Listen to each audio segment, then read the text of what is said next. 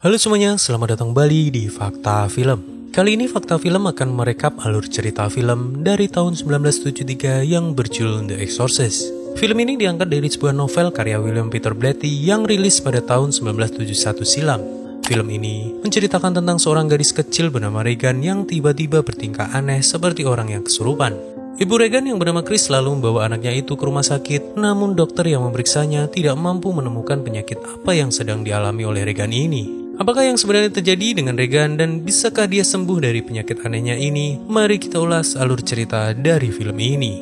Kami ingatkan kembali kepada kalian semua, apa yang akan kami sampaikan ini adalah sebuah spoiler film. Buat kalian yang tidak masalah dengan spoiler, seperti biasa pakai handsetnya, dekap gulingnya, dan mari kita mulai ceritanya.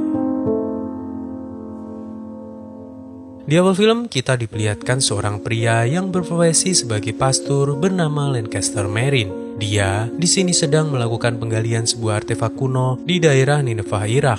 Dalam penggalian artefak ini, Pastor Marine lalu menemukan sebuah patung kuno dari iblis Pazuzu. Iblis Pazuzu adalah salah satu iblis yang sangat menyeramkan dalam mitologi Babilonia. Iblis ini digambarkan memiliki tubuh seperti pria, namun memiliki sayap juga kepala menyerupai seekor singa dan ekor seperti kalajengking. Dahulu sebelum pensiun menjadi pastor Marine ternyata pernah mengalahkan iblis Pazuzu yang saat itu merasuki seorang wanita. Dan setelah kalah dengan Pastor Marine, ternyata iblis itu berniat untuk membalas dendam kepada Pastor Marine ini.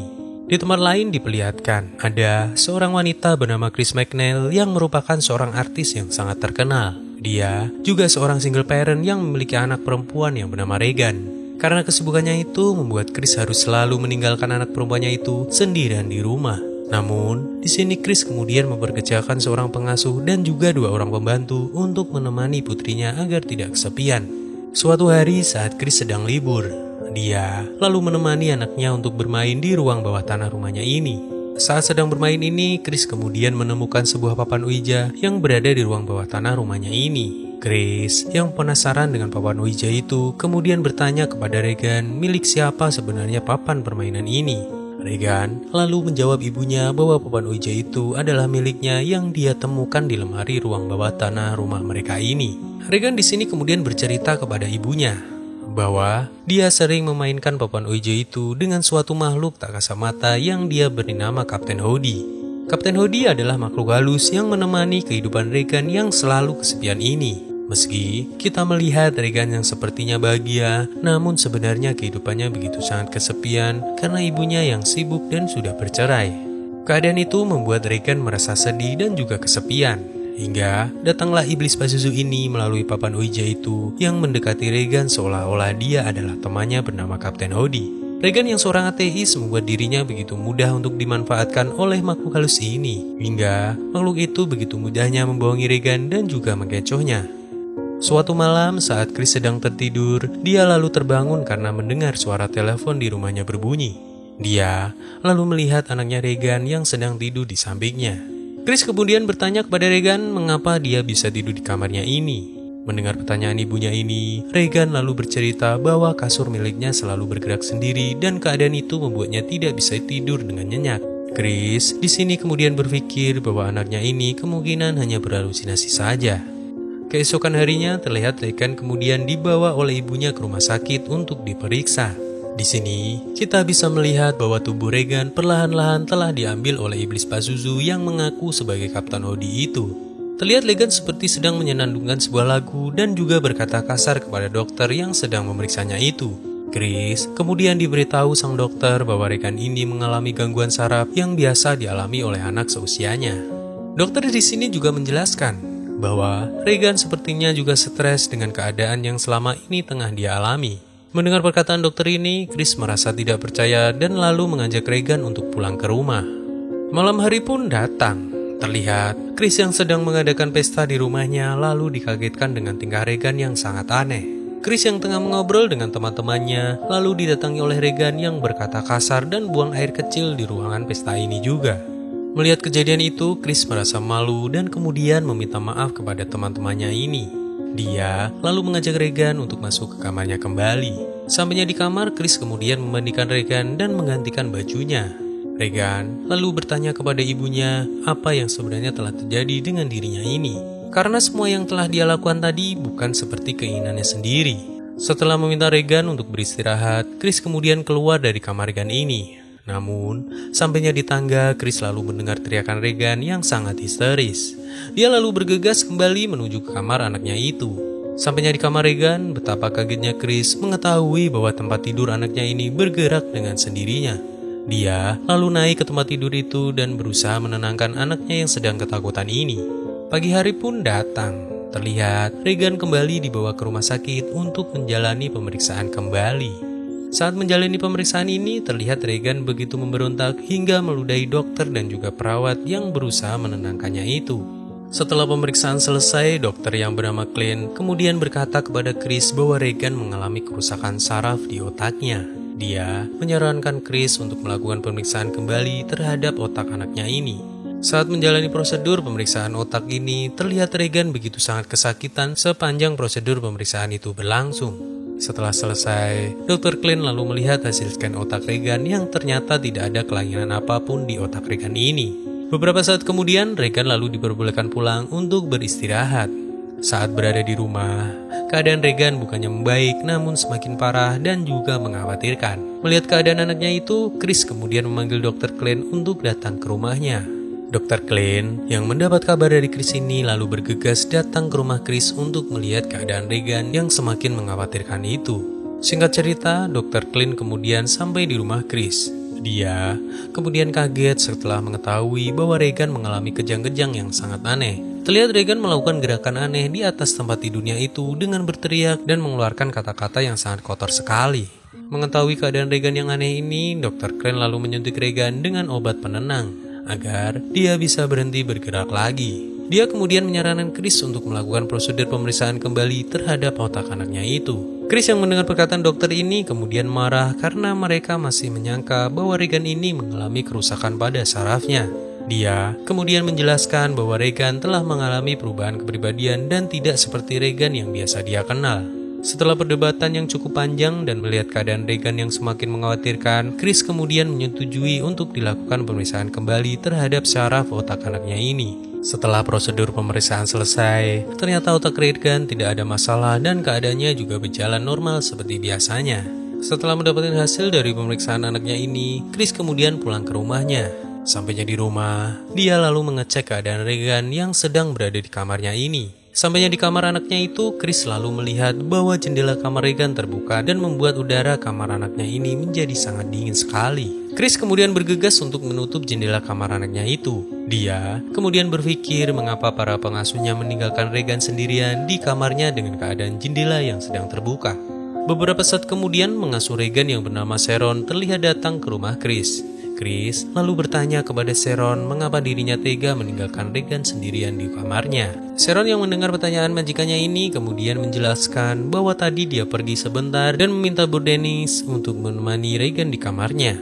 Singkat cerita, mereka kemudian mengetahui bahwa Bu Dennis tewas terjatuh dari tangga di dekat rumah Chris ini. Mereka terlihat begitu sangat sedih mendengar kematian dari Bu Dennis ini.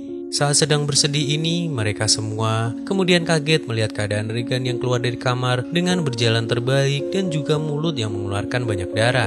Setelah kejadian aneh yang dialami anaknya ini, Chris kemudian membawa seorang psikiater ke rumahnya berharap bisa mengetahui keadaan Regan yang sebenarnya. Regan kemudian dihipnotis oleh psikiater itu dan ditanya-tanya mengenai siapa Kapten Hodi itu. Tubuh Regan yang sudah dikuasai oleh Ibu Pazuzu kemudian menyerang psikiater yang sedang menghipnotisnya ini.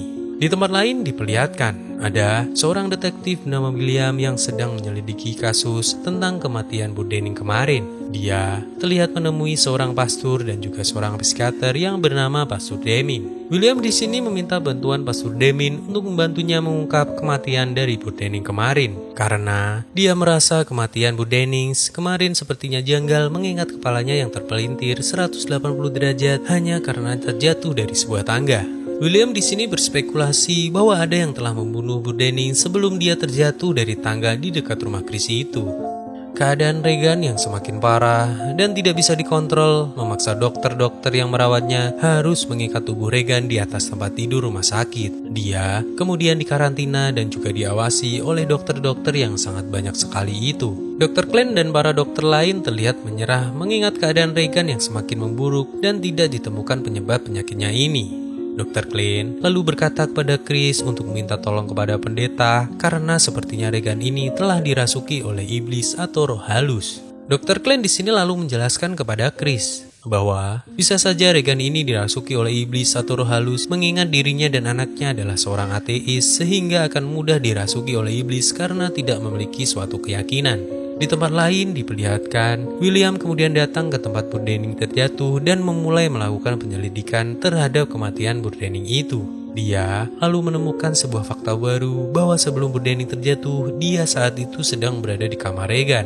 Setelah melakukan pemeriksaan di tangga dekat rumah Chris ini, William kemudian datang ke rumah Chris dan bertanya tentang apa yang dia simpulkan tadi. Namun, William di sini merasa belum yakin dengan apa yang dia yakini ini. Setelah William pergi, terlihat Chris kemudian dikagetkan dengan suara gaduh yang berasal dari kamar Regan.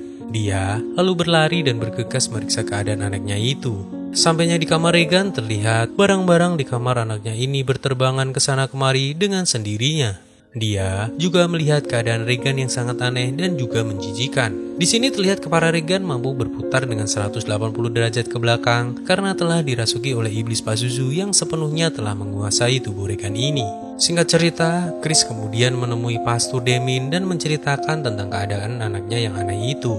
Dia lalu meminta Pastor Demin untuk melakukan pengusiran setan terhadap anaknya ini. Mendengar permintaan Chris ini, Pastor Demin terlihat menolaknya karena ritual pengusiran setan itu memiliki risiko yang sangat tinggi. Namun, setelah mendengar keluh kesah Chris ini, akhirnya dia mau melakukan pengusiran setan terhadap anaknya itu. Sebelum melakukan prosesi pengusiran setan itu, Pastor Demin lalu mengumpulkan bukti-bukti terlebih dahulu agar mendapatkan izin dari gereja. Dia kemudian datang ke rumah Chris untuk melihat keadaan Regan yang sebenarnya. Setelah masuk kamar Regan, Pastor Demin lalu menanyai iblis yang sudah merasuki Regan itu. Di sini, Regan kemudian bercerita tentang ibu Pastor Demin yang baru-baru ini telah meninggal dunia. Padahal Pastor Demin tidak pernah berbicara ke siapapun tentang ibunya yang baru saja meninggal itu. Beberapa saat kemudian, Pastor Demin kemudian berpamitan kepada Chris untuk pulang. Di sini, Chris kemudian memberitahu Pastor Demin bahwa Regan yang sebenarnya telah membunuh Bu Dennis kemarin. Singkat cerita, setelah mendapatkan bukti yang dibutuhkan, Pastor Demin kemudian meminta izin ke gereja untuk segera melakukan ritual pengusiran setan itu. Mendengar penjelasan Pastor Demin ini, pihak gereja kemudian mengizinkan Pastor Demin untuk melakukan ritual pengusiran itu terhadap Regan. Di sini gereja juga menunjuk Pastor Merin untuk membantu Pastor Demin melakukan pengusiran setan ini. Pastor Merin yang pernah menghadapi iblis Pazuzu dan juga mengalahkannya kemudian mengiyakan permintaan gereja untuk melakukan pengusiran setan yang akan dilakukan oleh Pastor Demin tadi terhadap Regan. Beberapa saat kemudian mereka berdua kemudian datang ke rumah Chris dan bersiap melakukan ritual pengusiran setan itu. Mereka kemudian membacakan doa-doa dan juga menyiramkan air suci kepada Regan yang mulai bergejolak ini. Ritual pengusiran setan yang berjalan sangat lama sehingga membuat para pastor ini kelelahan. Pastor Merin kemudian melanjutkan ritual itu sendirian karena takut jika nanti terjadi sesuatu terhadap Pastor Demin yang imannya sedikit tergoyah karena bujuk rayu dari iblis yang merasuki Regan ini. Singkat cerita, Pastor Demin kemudian datang ke kamar Regan dan dia di sini melihat bahwa Pastor Merin telah meninggal karena serangan jantung. Dia kemudian kesal dan lalu menyerang tubuh Regan dan meminta iblis itu untuk merasuki tubuhnya saja agar Regan bisa sembuh. Beberapa saat kemudian, iblis itu pun kemudian berpindah dan merasuki tubuh dari Pastor Demin ini. Sebelum kesadarannya menghilang, Pastor Demin kemudian mengorbankan dirinya dengan melompat keluar jendela yang membuatnya kemudian tewas. Setelah kejadian-kejadian yang mengerikan dan juga mengharukan tadi, Regan kemudian sembuh dan sehat kembali berkat pengorbanan dari Pastor Demin tadi. Chris dan Regan kemudian pindah ke Eropa menjalani kehidupan barunya dan film ini pun usai. Meskipun film ini sudah dirilis lebih dari 1 dekade lalu, tapi menurut kami, film ini masih sangat layak ditonton di tahun 2001 ini. Film ini memang tidak memiliki jumpscare dan juga sosok hantu dengan wujud yang menyeramkan, namun film ini pernah menjadi film horor terbaik di masa penayangannya dulu. Secara keseluruhan, kami memberikan nilai sebesar 7/10 dari alur cerita yang tersaji sepanjang film ini berlangsung. Terima kasih buat kalian semua yang telah mendengarkan alur cerita film ini dari awal hingga akhir. Buat kalian semua, jangan lupa subscribe dan nyalakan loncengnya. Sampai ketemu lagi di video horor selanjutnya.